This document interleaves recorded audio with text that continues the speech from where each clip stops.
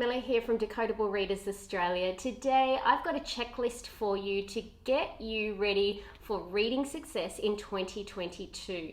Now, we've got 8 core things that you need to consider when developing your reading programs for your school. So let's dive in with number 1, teacher knowledge. Now, teacher knowledge is so important. No matter what program or resource that you use, it is the teacher that holds that key and core ability to teach the students in front of them. Now, with good knowledge of the science of reading, teachers are able to manipulate the resources that they have and implement a successful program that is differentiated but also structured in its approach, meeting the needs of all your students.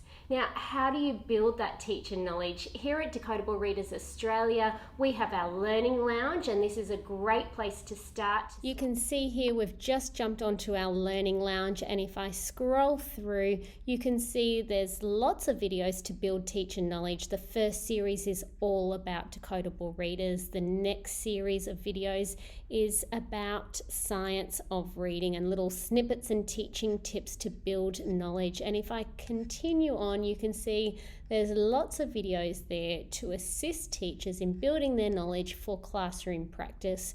And at the very end, celebrating our science of reading influences, we've got some videos there of some of the influences that have the right evidence-based instructions to share. So jump onto our Learning Lounge. There are so many courses, webinars, and groups to join that will continue your journey on building the science of reading knowledge. Now, just to name a few, we've got Jocelyn Seamer's teach-along courses. There's Lifelong Literacy by Lynn Stone, who offers webinars, courses, and even some live events. I'm part of the Think Forward educators, and I'm often sent amazing links to free webinars that can continue to build that knowledge base. There's also courses like the La Trobe University Solar Lab, and that's head up by the wonderful Professor Pamela Snow. So teacher knowledge is our number 1. Let's jump into number 2, a good scope and sequence. It's important that you have a systematic approach to teaching phonics from simple to complex, and that it is cumulative, meaning that it's building upon the known and introducing the unknown, and then using all of those letter sound correspondences that students have been taught. Now, here at Decodable Readers Australia, we provide our community with a scope and sequence, and today we have a link in this post that has our educator's handbook, and inside the handbook you will find the scope and sequence along with other great information for educators. Alright, let's jump into number 3, phonemic awareness. Current research is really pointing in the direction that phonemic awareness, which is the ability to work with the smallest unit of sounds within a spoken word, should be done predominantly alongside letter sound correspondences as you introduce them. Now, that really means that there's no time for long-winded prescribed curriculums around phonemic awareness, when we really could do a short, sharp, oral introduction to those phonemic awareness skills and then transfer that to that phonics knowledge, which I'll get to shortly. But let's have a look at that oral section, which is only really about 5 to 7 minutes of a day, daily work of blending and segmenting and manipulating individual sounds. This is called our Tune Into the Sounds of Reading. This is a flexible resource. It comes with a phonemic awareness screener where you can identify the skills that your students have and still require to develop. And you can really target the skills that need further development using this kit. Now, if I open up inside, we can see that yes, we have a few phonological awareness activities. That's those larger units of sound. But predominantly we have phonemic awareness, and that's where we should be targeting those skills at the smallest sound units. And we have visual activities to do blending and segmenting, we've got oral manipulation of sounds, and they're all picture prompt cards with the script on the back. And there's loads of activities to do, but remembering that your oral component of phonemic awareness now should be really reduced, because as you introduce the letter sound correspondences, that's where phonemic awareness really kicks in and takes place alongside phonics. So what do you require for phonemic awareness? You require a flexible curriculum that can target just the skills that are needed, and prior to the teaching and introduction of all the letter sound correspondences. And then you move to what we call our next phase, which are resources to support phonics and phonemic awareness. Here I have our level 1 Sounds of Reading toolkit, and I'm just going to open up and show you a few of the resources to support that systematic synthetic phonics approach.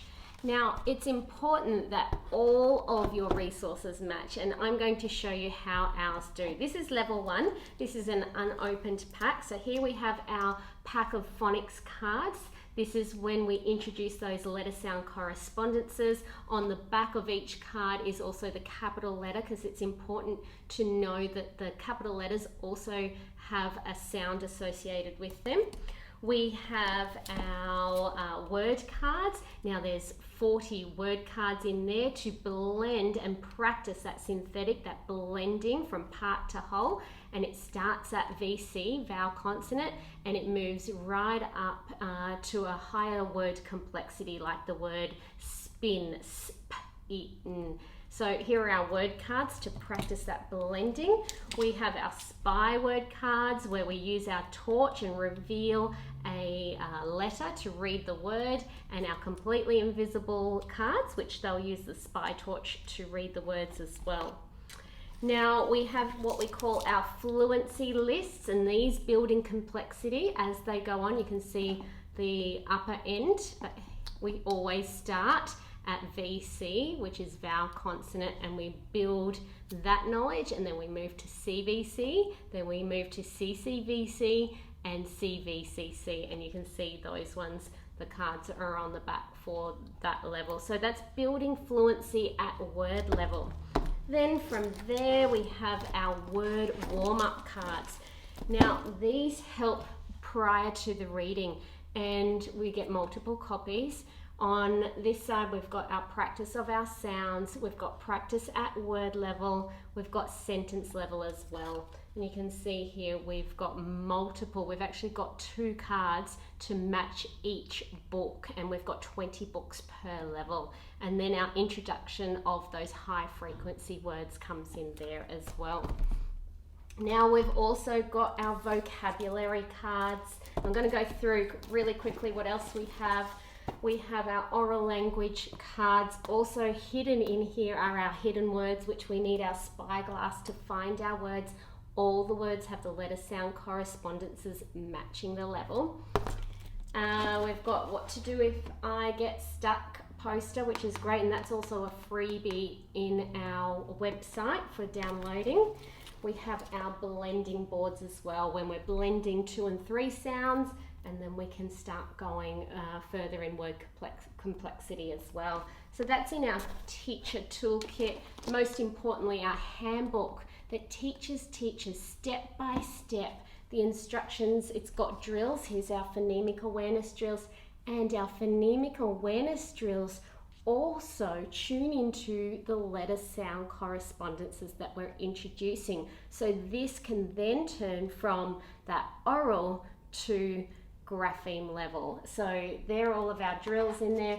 Any words to build or any activities have everything that you need. So there's not too much thinking involved. It builds teacher knowledge and gives the instructions of how to implement all the different activities from the toolkit. Now then we have our fun student activities. We've got our whisper phones, phonic phones, fluency phones. We call them our sounds of reading phones. It really amplifies that voice so they can tune into their own voice. We've got our swatters, and inside our little student bags. We've got the torches, the UV torches for invisible words. We've also got our magnifying glasses and our little sound counters when we're doing our blending board. And finally, I'm going really quick, we have our big reading mat. I'm not going to pull it out too far here, but I'll pop on a picture so that you can see our reading racetrack mat in action. So they are all of the resources that you get in our Sounds of Reading toolkit. All right, let's jump to the next step. Step 5, Decodable Readers. A crucial step in setting students up for success is to make sure that we're implementing a systematic synthetic phonics approach that leads to matching reading material. Now, too often I've seen that phonics gets a big tick as an explicit activity, and then they move to reading activities not using books that match their phonics instruction. It's really important that students have that cumulative practice of what they've been taught, and that's where Decodable Readers come in. Now, here at Decodable Readers Australia, we have 8 levels that introduce a small set of sounds at each level, then over 20 books per level to practice that letter sound correspondence knowledge at word and sentence level.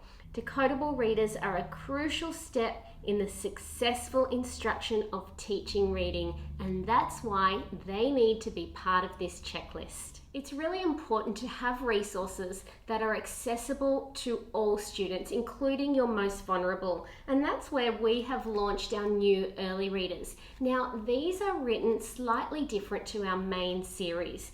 Now, inside our early readers, and I have here our level 5, the beautiful stories with our Australian characters, but inside the text we have a larger font, a lower word count, and predominantly single syllable words. And this really allows that differentiation to occur in your classroom, that you have your average to high kids reading on your regular level 5, and then you have a more accessible text at level 5 for those students. Now, for all students, this could be used as the stepping stone also to our main series, because here in our new early readers, we've also added something special. From level 4, which is our diagraphs, our consonant diagraphs, and our level 5, 6, 7, 8, we have books that have a phonics focus. So this book here is all about the long A sound made by AY and AI.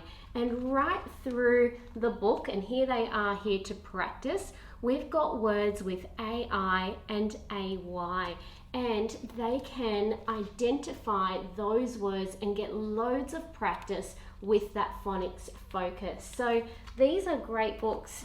Every book has a phonic focus, so you can actually use these prior to the level 5 as that stepping stone. As soon as you introduce that phonic focus or those letter sound correspondences to match the sound, you can use these, and then once that they have all of that code knowledge, you can jump onto our level 5 and have students read those texts as well.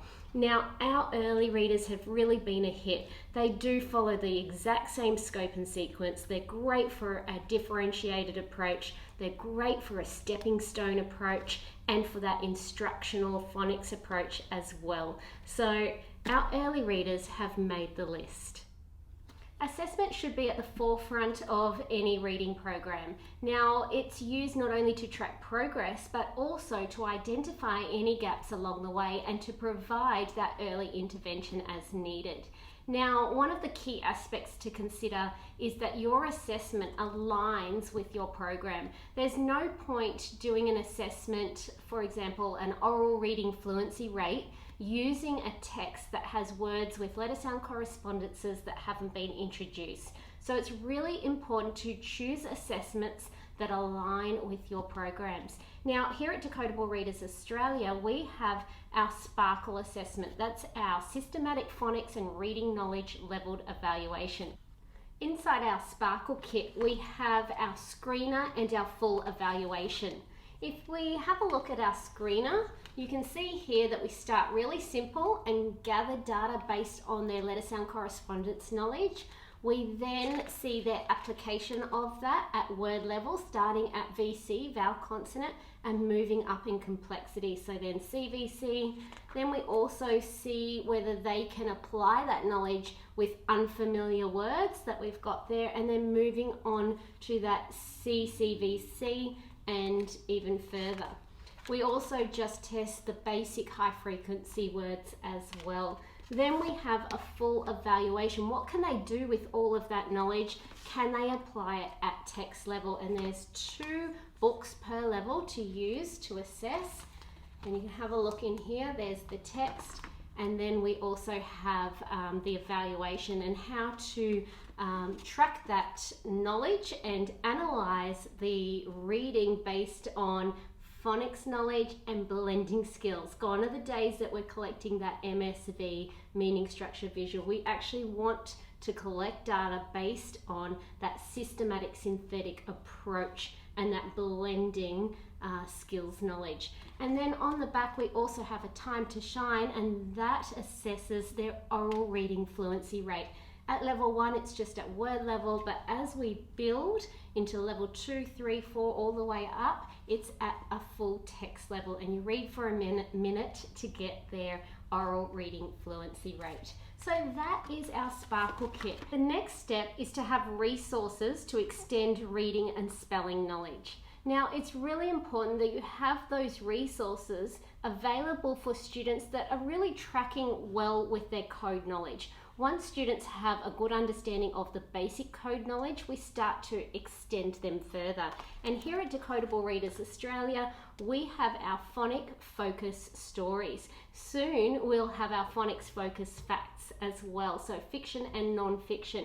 Now here we have 44 stories to match our 44 speech sounds of English, and these are just beautiful. We have lots of different titles. Just going to flick through some here so that you can see the beautiful titles and text that students have access to. Now if we open one up inside and have a look, this one is our Queen Bee gene, double E-E-A, E by itself, E split E, and Y. That's the extended code for the E sound. And you can see throughout the text there are lots of words that have the E sound spelt in multiple different ways. Now these are set out in a beautiful 1 page, and they are printed on board that is dry erase. What that means is that students can use a whiteboard marker to circle the words, or translucent counters work really well on these as well. And having a little mini whiteboard to pull out those words or do a word hunt, sort those words based on their spellings, but all with the same phoneme, that sound. So these are a great tool to use to extend code knowledge. They also have some comprehension on the back, and there's a tier 2 word to learn. That's to help their vocabulary development at the same time. So these are a great resource to extend the code knowledge based on individual phonemes. Alright, and last but not least on our checklist, that connection between school and home. Parents are considered the second teachers along the learning journey, and they play an important part of the role of teaching reading. It's really important, if you can, to have an information session and build the knowledge of your parents. Then have that connection between home and school. Now students need consistency. What you're doing inside the classroom and that instructional approach, which is based on evidence and research, needs to continue at home. So the use of decodable readers for home reading is ideal.